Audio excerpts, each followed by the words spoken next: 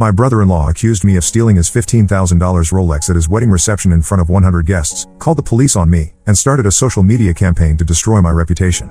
When the watch was found in his car weeks later, he refused to apologize and my wife still took his side over mine. I never thought I would be writing this post, but here I am at 2 a.m., unable to sleep after what happened at my brother-in-law's wedding reception 3 weeks ago. My wife Becca, 32F, and I, 34M, have been married for 8 years, and we have 2 kids together, Millie, 6F, and Troy, 4M. Let me start with some background about my relationship with Becca's family. Her younger brother Sebastian, 29M, has always been the golden child in their family. He works as a financial advisor at some big firm downtown and makes good money. Their parents, Linda, 58F, and Robert, 61M, have always made it clear that Sebastian can do no wrong. When we got engaged, Robert pulled me aside and told me I better take good care of his daughter because she could have done better. That should have been my first red flag. Becca and I met in college when we were both studying business. I ended up switching to education and became a high school math teacher. The pay is not great, but I love my job. Robert never let me forget that I make less money than Sebastian. At every family gathering, he would make comments about teachers not being real professionals or ask when I was going to get a real job. Becca would tell me to ignore him, that he meant well. Sebastian got engaged to his girlfriend Jessica, 27F, about 2 years ago. Jessica comes from money. Her dad owns several car dealerships across the state. From the moment they announced their engagement, Linda started planning this massive wedding. The budget was apparently close to $80,000. Linda would constantly compare their wedding plans to our wedding, which was much smaller and simpler. She would say things like how nice it was that Sebastian found someone who could give him the wedding he deserved. The wedding itself was beautiful. It was held at this fancy country club that probably costs more per plate than I make in a week. Becca was a bridesmaid, so she was busy most of the day with wedding party duties. I spent most of the ceremony chasing our kids around and trying to keep them quiet. During the cocktail hour, Sebastian came up to me and started talking about his new Rolex watch. It was a wedding gift from Jessica's parents, apparently worth about $15,000. He kept showing it off to everyone, talking about how it was a limited edition model. I complimented it because what else do you say, but honestly, I cannot imagine spending that much money on a watch. The reception was in full swing when things went sideways. I had just finished dancing with Millie when Sebastian started yelling across the room. He was standing near the head table, looking around frantically. Jessica was trying to calm him down, but he was getting louder. Then he pointed directly at me. Sebastian marched over to where I was standing with the kids and started accusing me of taking his watch. He said he had left it on the head table when he went to take photos outside with Jessica. When they came back, it was gone. He claimed I was the only person he saw near the table during that time. I told him I had not been anywhere near the head table. I had been on the dance floor with Millie, then went to the bathroom, then got drinks for the kids. Several people heard this conversation because Sebastian was not keeping his voice down. Becca came rushing over from across the room, still in her bridesmaid dress. Instead of defending me, Becca immediately started asking me if I was sure I had not picked up the watch by mistake. She kept saying maybe I moved it without thinking. I could not believe she was questioning me instead of supporting me. The whole wedding party was now gathered around us, along with most of the guests. Robert appeared out of nowhere and got right in my face. He said he always knew I was trouble and that teachers like me were just jealous of successful people. He said I probably took the watch to sell it because everyone knew teachers do not make real money. Linda was crying and saying how I had ruined Sebastian's special day. Jessica's parents looked horrified. Her father actually stepped between Robert and me, telling everyone to calm down. But the damage was done. The entire reception had basically stopped to watch this drama unfold. The band had even stopped playing. Sebastian demanded I empty my pockets right there in front of everyone. I refused because I had done nothing wrong. This made him even more angry. He said if I had nothing to hide, I would prove it. Becca was begging me to just show everyone my pockets to end this nightmare. I finally agreed, just to make it stop. I pulled out my wallet, keys, phone, and some mints. No watch. Sebastian was not satisfied. He said I must have hidden it somewhere else or given it to Becca to hold. He wanted to search Becca's purse too.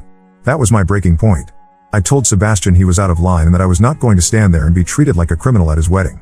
Becca grabbed my arm and whispered that I was making it worse. But I had reached my limit with her family's treatment of me.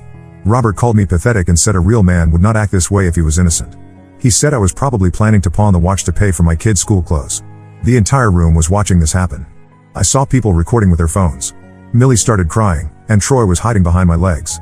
Security at the country club finally intervened. They suggested everyone take a break and look for the watch calmly. Jessica was mortified and kept apologizing to her parents. Sebastian was still convinced I had taken it, but he could not prove anything. We ended up leaving the reception early. The car ride home was silent except for Millie asking why Uncle Sebastian was yelling at Daddy. Becca did not say much, just that we would figure it out later. But I could tell she was embarrassed and angry. The next day, Becca's entire family was blowing up our phones. Sebastian was demanding I return his watch. Linda was crying about how I had destroyed her son's wedding day. Robert left a voicemail saying I had 48 hours to return the watch before he called the police. Becca finally talked to me that evening. Instead of being outraged about how her family treated me, she kept saying that maybe there was some misunderstanding. She suggested I call Sebastian and apologize for the confusion, just to smooth things over. When I asked what I should apologize for, she said for making a scene at his wedding. I could not believe what I was hearing. I had not made the scene. Sebastian had accused me of theft in front of 100 people. But Becca kept insisting that I should take the high road and be the bigger person. She said her family was emotional because of the wedding stress and they would calm down eventually. But they did not calm down. Sebastian posted on social media about how someone had stolen his wedding gift and ruined his special day. He did not name me directly, but everyone who was at the wedding knew what he was talking about. Linda shared the post and added comments about how some people cannot stand to see others succeed. Several of Becca's cousins and friends started commenting with angry faces and asking what kind of person steals from a wedding. My phone started buzzing with notifications as people tagged me in the comments. Some of Becca's high school friends were messaging me directly, asking if the rumors were true. A few people from my work saw the posts because they are friends with Becca on Facebook. My principal even called me on Monday to ask if everything was okay because he had heard some concerning rumors. Becca deleted the tags and asked her family to stop posting about it, but the damage was done. Everyone in her social circle now thinks I'm a thief. When I go to the grocery store in our small town, I notice people looking at me differently. Millie's friend's mom was weird with me at school pickup. The whole situation has become this dark cloud hanging over our family. The worst part is that Becca still has not fully supported me. She keeps saying she believes me, but then adds that I should have handled the situation differently. She thinks I should call Sebastian and try to work things out man to man. Every time I bring up how hurt I am by her family's accusations, she changes the subject or says we should not dwell on negative things. 3 weeks have passed, and nobody has found the watch. Sebastian is still convinced I took it. Robert actually did call the police, but they told him there was no evidence of a crime and they could not do anything. This somehow made him even more angry because he said it proved the system was broken. I have been sleeping in the guest room because Becca and I keep fighting about this.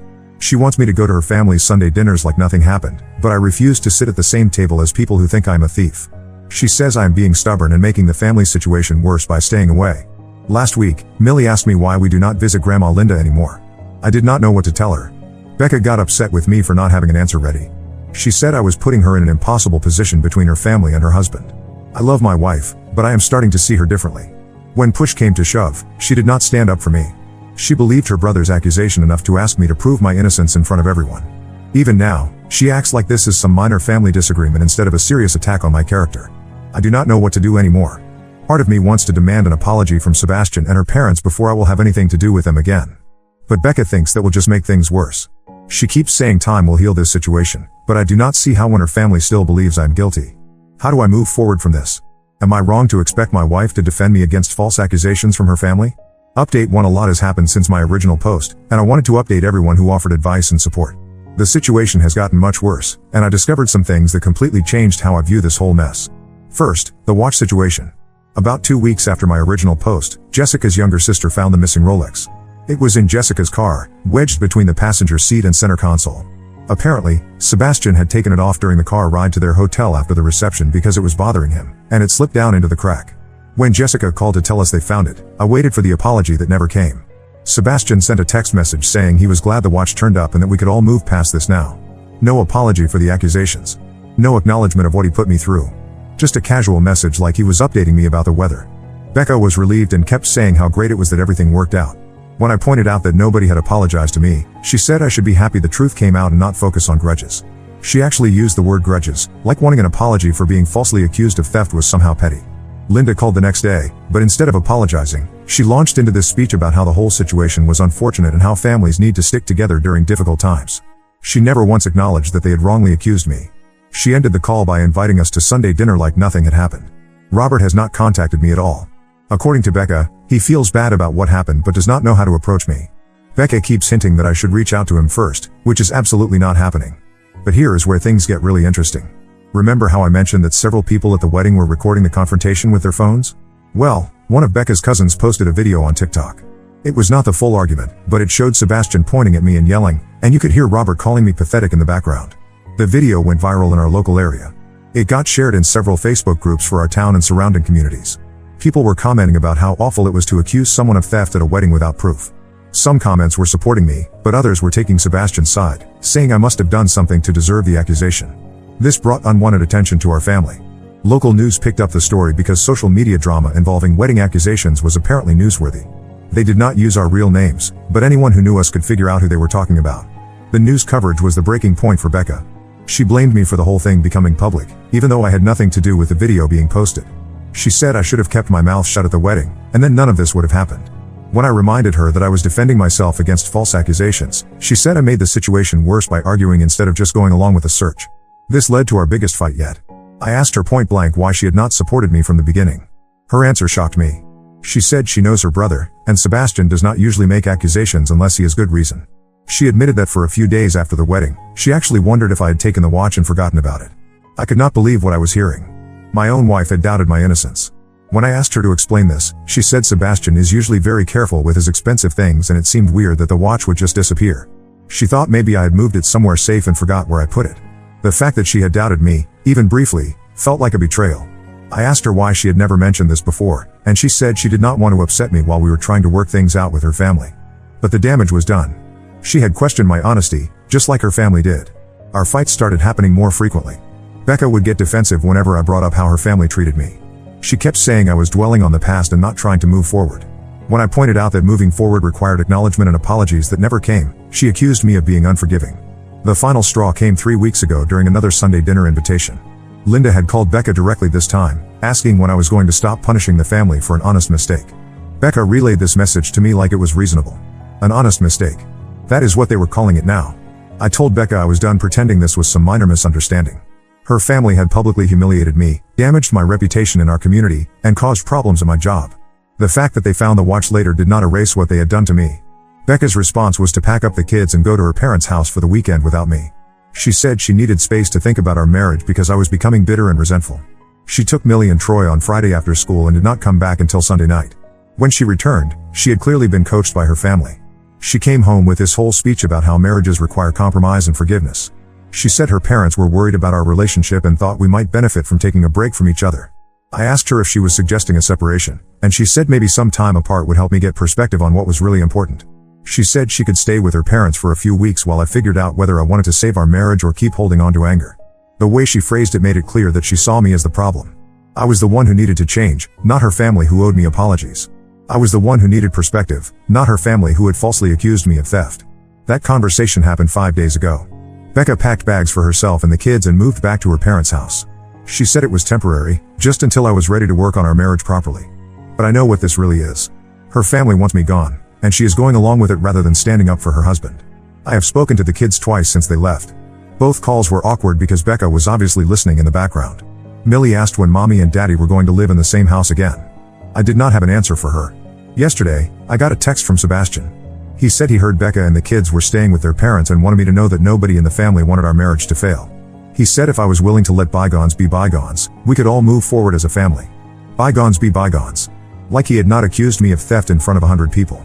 Like his father had not called me pathetic and questioned my character. Like his mother had not said I ruined his wedding day. Like my wife had not doubted my honesty and then blamed me for defending myself. I have not responded to his text, and I do not plan to. Becca can stay with her family as long as she wants. I am done begging for apologies that will never come and respect that was never there to begin with. The house is quiet now. I go to work, come home, and try to figure out how this became my life. My marriage is falling apart because I refuse to admit to a crime I did not commit. My kids are living with people who think their father is a thief. And my wife chose her family's comfort over her husband's dignity. I am meeting with a lawyer next week to discuss my options. I never thought I would be here, but Becca made her choice when she packed those bags. Update 2: I wanted to update everyone on what has been happening since Becca moved out. The situation has continued to spiral, and I have learned some things that make the whole story even worse than I originally thought. Becca and the kids have been living with her parents for almost 3 months now. We have had several conversations about reconciliation, but they all follow the same pattern. She wants me to apologize to her family for making the wedding situation bigger than it needed to be, and I refuse to apologize for defending myself against false accusations. The kids have been asking when they can come home. Millie has started having problems at school because she does not understand why her family is split up. Her teacher called me 2 weeks ago to say Millie was having trouble concentrating and had been crying during class. When I brought this up to Becca, she said Millie would adjust once we figured out our marriage. I've been seeing the kids every other weekend, which feels completely inadequate. They come to the house on Saturday morning and leave Sunday evening. Millie keeps asking why she cannot sleep in her own bed anymore, and Troy has started having tantrums when it is time to go back to Grandma's house. During one of these visits, Millie said something that made my blood run cold. She told me that Uncle Sebastian had gotten her a new toy during their last shopping trip, and when she thanked him, He said good girls deserve nice things, not like daddies who take things that do not belong to them. I immediately called Becca about this, but she said Millie must have misunderstood what Sebastian meant. She claimed he would never say something like that about me to the children. But Millie is 6 years old, and she repeated the exact words he used. There was no misunderstanding. This was the first time I realized that Becca's family was actively working to turn my children against me.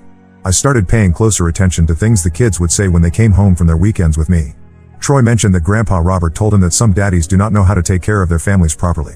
Millie said Grandma Linda had explained that sometimes mommies and daddies live apart when the daddy makes bad choices. These were not innocent comments. Becca's family was deliberately poisoning my children against me.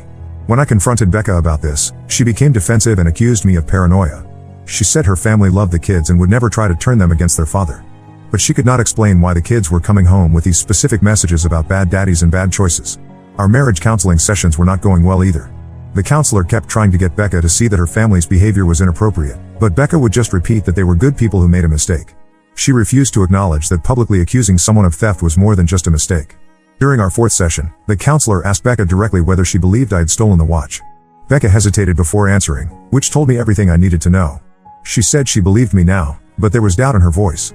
After 8 years of marriage, she still was not completely sure I was innocent. That session ended early because I walked out. I could not sit there and listen to my wife express doubt about my character while pretending we could fix our marriage. 2 weeks later, I discovered something that changed everything. I was cleaning out some old files when I found Becca's college transcripts that she had asked me to store in my desk.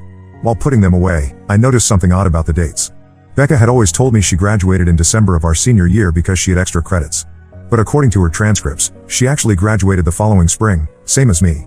This seemed like a weird thing to lie about, so I started thinking about why she might have changed that detail.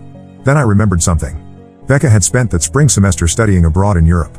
She came back right before graduation and we started dating seriously that summer. But if she graduated in spring, not December, that meant she was still enrolled when she left for Europe. I called the study abroad office at our college and asked about their spring programs from our year.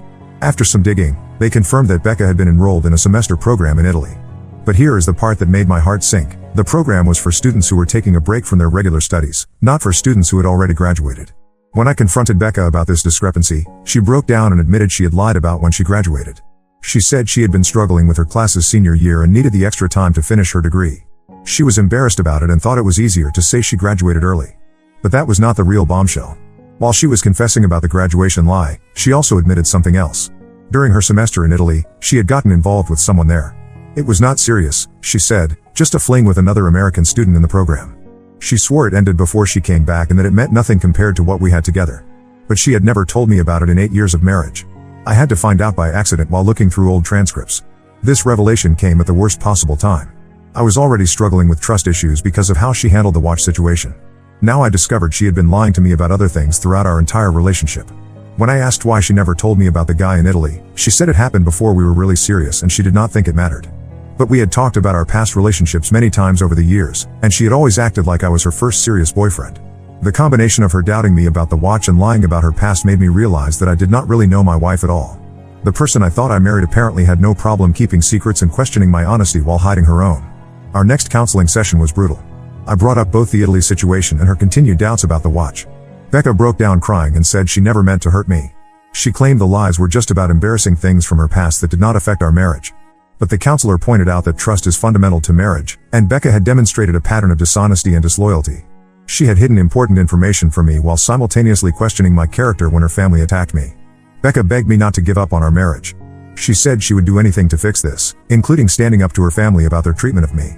But I told her it was too late for that. She had already shown me where her loyalties were when she moved out instead of demanding her family apologize to me.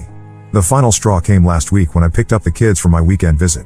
Millie ran to the car and immediately started crying. When I asked what was wrong, she said Uncle Sebastian had told her that Daddy might go away forever because some daddies cannot be trusted around families. I drove straight to Becca's parents' house and confronted Sebastian in their driveway. I told him if he ever said anything about me to my children again, he would regret it. He acted innocent and said he was just trying to help the kids understand why their parents were having problems. Robert came outside and told me I had no right to come to his property and threaten his son. I said his son had no right to manipulate my children with lies about their father. Linda appeared and started crying about how I was disturbing their peaceful Sunday afternoon. Becca came running out and immediately started apologizing to her family for my behavior. She did not ask what Sebastian had said to Millie. She did not defend me against her father's accusations. She just apologized for her husband standing up for himself and his children. That was the moment I knew our marriage was truly over. Even after everything that had happened, even after months of counseling, Becca's first instinct was still to protect her family from me rather than protect me from them. I told Becca I would be filing for divorce. She begged me to wait, said we could work through this if I would just give her family another chance. But I was done giving chances to people who had proven they would never respect me or my role as a father. The divorce papers were filed 3 days ago.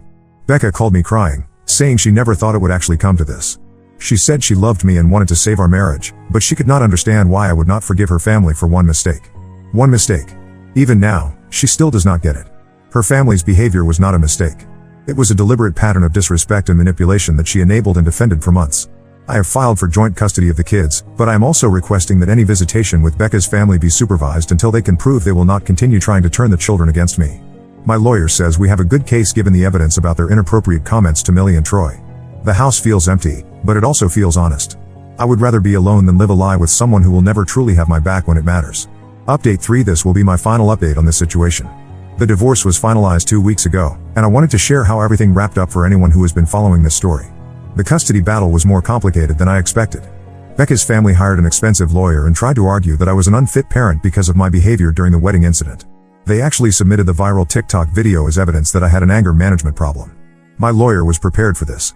We had documentation of all the inappropriate comments Becca's family made to the children, including Millie's statements about Uncle Sebastian telling her that some daddies cannot be trusted. We also had records of my conversations with Millie's teacher about her emotional problems since moving in with Becca's parents. The judge was not impressed with Becca's family's tactics. During the custody hearing, Robert actually tried to argue that I was a bad influence on the children because teachers do not make enough money to provide properly for families. The judge cut him off and said income level was not a factor in determining parental fitness. Sebastian also testified about the watch incident, but his story had changed from the original version.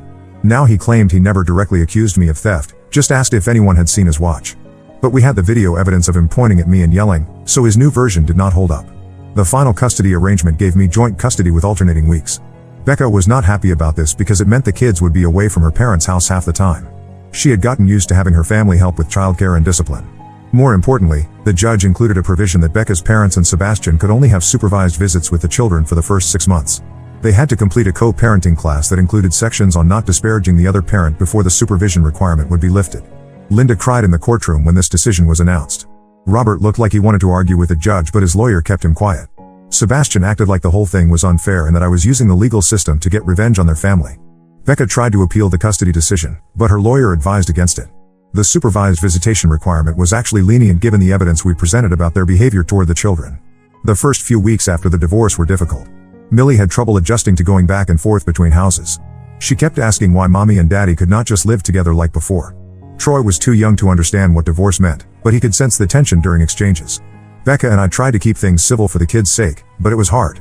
She was still defending her family's actions and acting like I had destroyed our marriage over nothing. She would make comments about how the children miss living with their grandparents full time. Things came to a head about 6 weeks ago during one of our kid exchanges. Becca arrived at my house to pick up Millie and Troy, but instead of just getting the kids, she asked to come inside to talk. She sat on the couch where we used to watch movies together and started crying. She said she had been thinking about everything that happened and realized she had made mistakes. She asked if there was any chance we could try again, maybe with different counseling or a fresh start somewhere new. I told her it was too late for that. Trust had been broken in too many ways, and I could not forget how she chose her family over our marriage when it mattered most. She said she understood now that her family had been wrong about the watch, but she needed me to understand that they were just trying to protect her. That was the problem right there. Even in her apology, she was still making excuses for them. She still did not understand that a spouse's job is to protect their partner, not enable their family's attacks on their partner. Becca left that day knowing our marriage was truly over. She stopped asking about reconciliation after that conversation. We developed a business-like relationship focused entirely on the children's schedules and needs. The supervised visits with her family turned out to be more revealing than I expected. During the first session, the social worker observed Linda making several comments about how divorce was hard on children and how some families stay together no matter what. The social worker had to redirect the conversation multiple times. Robert barely spoke during his supervised visits. He would sit there looking angry while Millie and Troy played, occasionally making comments about how things used to be easier when families respected each other. The social worker noted his negative attitude in her reports. Sebastian was the worst during supervised visits. He kept trying to ask the kids questions about what Daddy says about Uncle Sebastian at home. When the social worker told him to stop, he acted like he was just making conversation. The kids were clearly uncomfortable with his questions. After 3 months of supervised visits, Becca's family requested a review to lift the restrictions. The social worker recommended keeping the supervision in place for the full 6 months because they had not completed the co-parenting class and continued to make inappropriate comments during visits. This decision caused a major fight between Becca and her family. She finally realized that their behavior was affecting her time with the children too, since the kids would come back from supervised visits feeling confused and upset. Becca called me after that fight with her family. She said she had told her parents and Sebastian that they needed to stop making comments about our divorce around the children. She said she was starting to understand why I had been so frustrated with their behavior. It was good to hear her say that, but it was about a year too late. If she had stood up to them from the beginning, we might have been able to work through the watch incident and save our marriage. But she had chosen their comfort over our relationship, and some damage cannot be undone. The kids have adjusted better than I expected to the new arrangement. Millie likes having her own room at both houses, and Troy enjoys having different toys and activities at each place. They still ask sometimes why mommy and daddy do not live together, but the questions are becoming less frequent. I have started dating someone new. Her name is Rachel, and she is a teacher at a different school in our district. She knows about the divorce and the circumstances that led to it. When I told her about Becca's family accusing me of theft, her immediate response was outrage on my behalf. She could not understand how a spouse would not defend their partner in that situation. It was refreshing to talk to someone who understood instinctively that the problem was not just the false accusation, but the lack of support from the person who should have had my back no matter what. Becca found out about Rachel when Millie mentioned her during a phone call. Becca was upset and asked if I was serious about this new relationship. I told her that was not her concern anymore, but that Rachel was good with the kids and respected our co-parenting arrangement. The supervised visits with Becca's family were finally lifted last month after they completed their co-parenting class. The social worker noted improvement in their behavior but recommended that Becca monitor their interactions with the children closely. Millie and Troy seem happier now that visits with their grandparents are less tense. Linda and Robert are more careful about what they say, though I can tell they still do not like me. Sebastian has been mostly avoiding the children during family gatherings, which is probably for the best. Looking back on this whole situation, I realized that the watch incident was not really about a watch at all. It was about respect, loyalty, and what happens when those things are missing from a marriage. Becca's family showed their true colors that night, and Becca showed hers by defending them instead of her husband. I am happier now than I have been in years. My relationship with my children is stronger because I am not constantly stressed about how Becca's family treats me. Rachel and I are taking things slowly, but she has already shown me what it feels like to have someone truly on your side. The divorce was painful, but it was necessary. Sometimes you have to lose everything to realize what you actually deserve. I deserve a partner who will stand up for me, defend me, and choose our relationship over her family's dysfunction. Becca still does not fully understand why our marriage ended. She thinks it was about stubbornness and an inability to forgive. But it was really about fundamental incompatibility in how we viewed loyalty, honesty, and partnership. I am done explaining myself to people who will never understand. My focus now is on being the best father I can be and building a life with someone who actually values what I bring to a relationship. The kids are doing well, and that is what matters most. This chapter of my life is finally closed. Now let's move to the next story. Story 2. My brother tried to declare me mentally unstable to steal my inheritance, but then I discovered this about his wife and now he's begging for forgiveness after losing everything. 28F, need to get this off my chest. Last year, my parents died in a tragic car accident, leaving behind a substantial inheritance to be split between me and my older brother Rob, 32M. We were always close growing up despite our 4-year age gap. Rob was the protective older brother who scared away my bullies in school, helped me with my homework, and even supported me when I decided to pursue art instead of business school like our parents wanted. I met Sarah, 31F, Rob's wife, during their college days. She seemed sweet at first, always including me in their plans and treating me like a sister. When they got married 6 years ago, I was the maid of honor. Sarah and Rob now have 2 kids, Tommy, 5, and Emma, 3. I adored my niece and nephew and would often babysit them or take them to art classes at my gallery. Our parents were successful business owners who built their wealth from scratch. They owned several commercial properties across the city, had diverse investment portfolios, and our family business, a chain of high-end furniture stores, was worth millions. The total inheritance was around $8 million, which was to be split equally between Rob and me. Rob worked as an investment banker at a prestigious firm, earning a substantial salary. I ran my own art gallery, which I started with a loan from our parents. The gallery was doing well, and I had just opened a second location when our parents passed away. After their death, I took over managing the family business since I had more flexible hours than Rob. The trouble started about 3 months ago.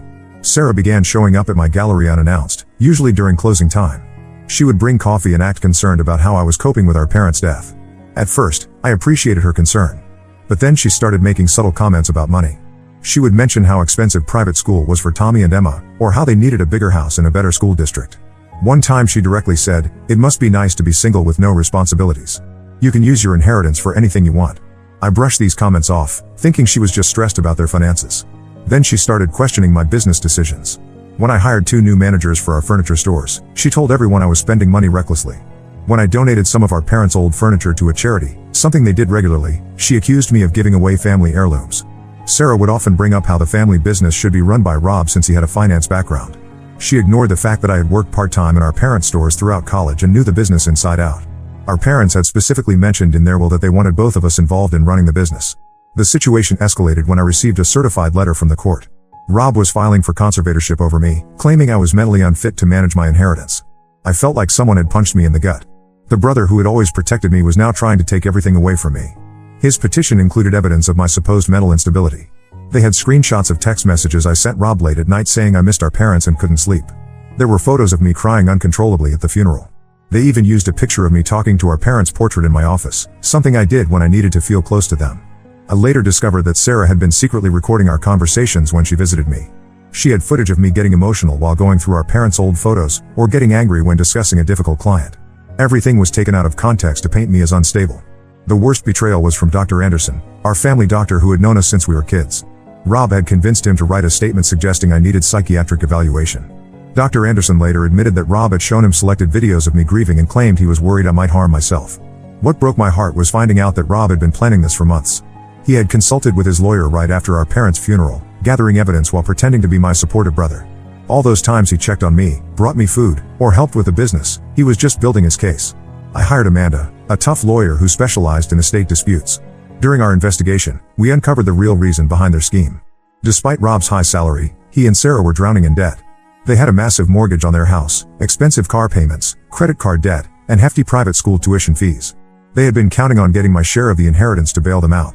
What made me furious was finding out they had already made plans for my share. They had drafted contracts to sell the family business to a competitor, something our parents had always refused to do. They had also lined up buyers for some of our parents' properties. The court proceedings were like a nightmare. Rob's lawyer tried to use my grief against me, suggesting that running an art gallery and managing the family business was too stressful for my fragile mental state. They brought up every emotional outburst, every sad text message, every tear I had shed since losing our parents. But Amanda was brilliant. She brought in a grief counselor who explained how my behavior was completely normal for someone who had suddenly lost both parents. We also had statements from my gallery employees and the furniture store managers, all testifying to my competence in running both businesses. The turning point came when Amanda obtained security footage from my gallery. It showed Sarah entering after hours using Rob's spare key, which he had from when he helped me set up the gallery. She was caught planting documents that made it look like I was mismanaging gallery funds. This proved their malicious intent. The judge was furious when he saw the evidence. He not only dismissed their case but ordered them to pay all my legal fees. He also suggested that their actions bordered on criminal conspiracy and advised me to consider pressing charges. I immediately cut all contact with Rob and Sarah. I changed the locks at my house, gallery, and all the furniture stores. I hired security guards for the gallery and installed new security systems everywhere. I also took full control of the family business, removing Rob's access to all accounts and information. Now Rob's distant relatives and family friends keep telling me I'm being too harsh. They say he was just worried about me and that siblings should forgive each other. But trying to have me declared mentally unfit just to steal my inheritance isn't something I can forgive. I've lost not just my parents, but also the brother I thought would always protect me. Update 1: I want to thank everyone who offered support on my original post. These past 3 weeks have been a roller coaster, and things have gotten even messier than before. After the court dismissed Rob's case, I thought things would calm down, but I was wrong. Rob and Sarah have started a full-blown smear campaign against me and our community. They've been going around telling everyone that I'm using our parents' death to get revenge on them. According to their twisted version of events, I was always jealous of Rob's success and Sarah's perfect family life. They're claiming I manipulated the court system and somehow bought off the judge. Sarah even told our church group that I had threatened to hurt their kids if they didn't back off, a completely fabricated lie that made me sick to my stomach. Their lies have divided our entire social circle. People I've known my whole life are now looking at me differently. Last week, I went to my favorite coffee shop, and the owner, who's known our family for years, asked me if I was doing okay mentally. It turns out Sarah had told her I was having severe mental breakdowns and destroying our parents' legacy.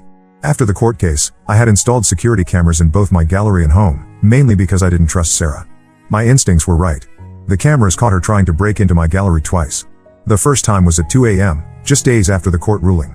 She used Rob's old key, not knowing I had changed the locks. The second time was during broad daylight. She actually brought a locksmith, claiming she was the owner's sister-in-law and had lost her key. When the police confronted her about these break-in attempts, she put on an Oscar-worthy performance. She broke down crying, saying she was just trying to check on me because she was so worried about my mental health.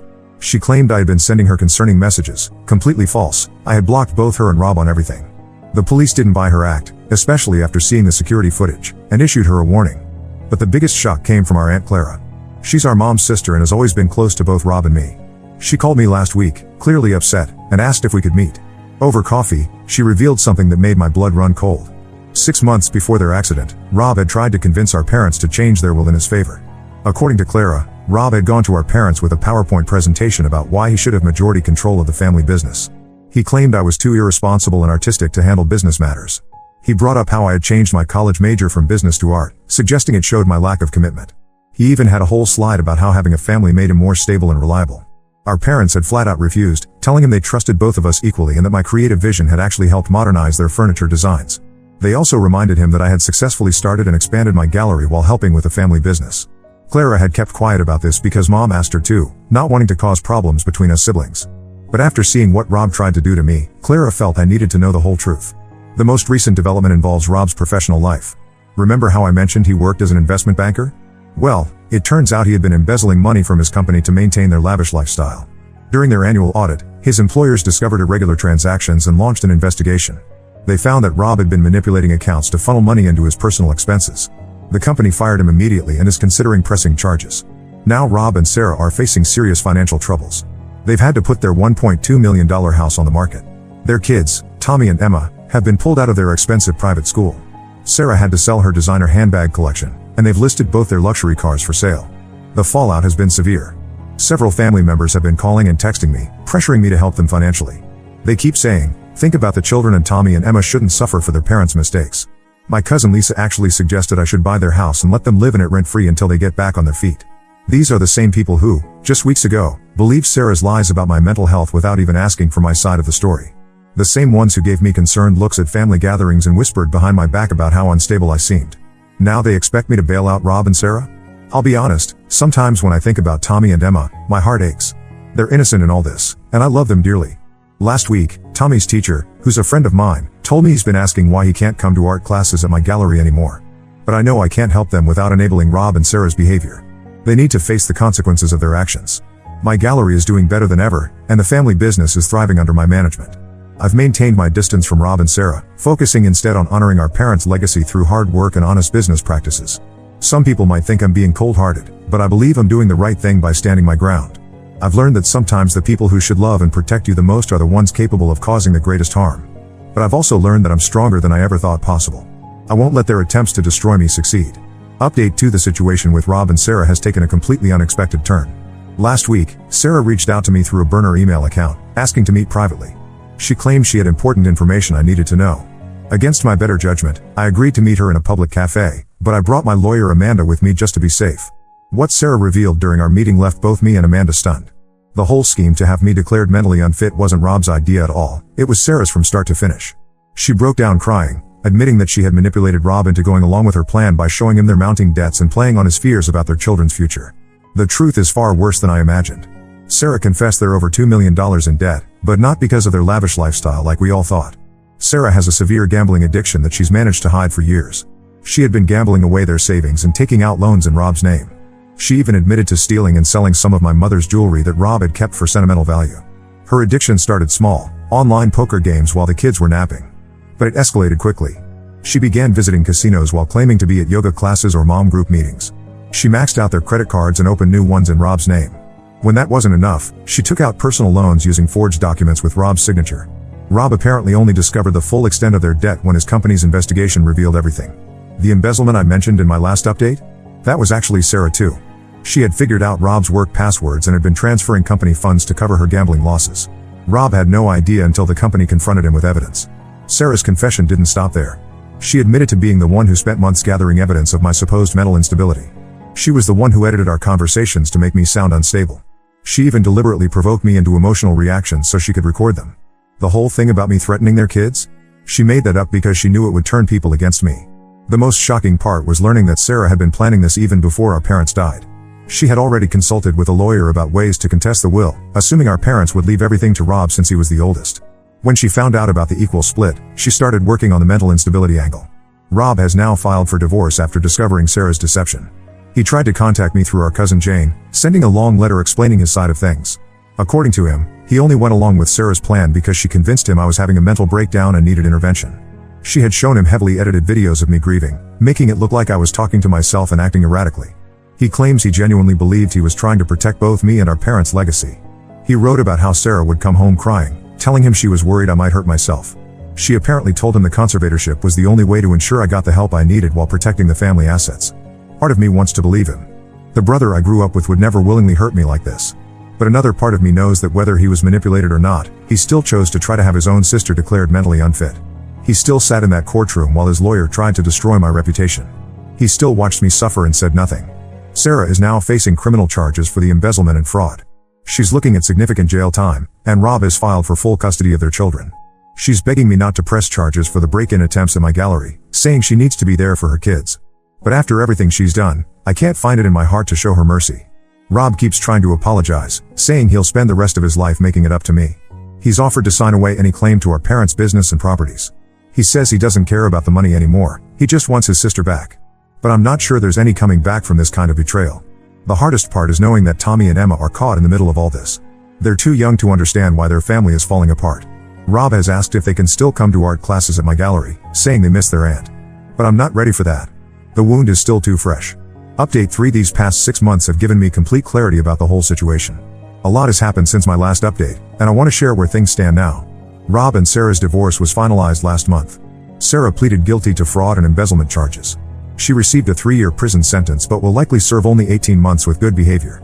She moved to Arizona to live with her sister after making a deal with Rob. She gave up custody of the kids in exchange for him not pressing additional charges about the loans she took in his name. Rob lost their house and most of his assets paying off the gambling debts and legal fees. He's now living in a small 2-bedroom apartment across town with Tommy and Emma. He managed to find a job as a junior analyst at a smaller firm, making about a third of what he used to earn.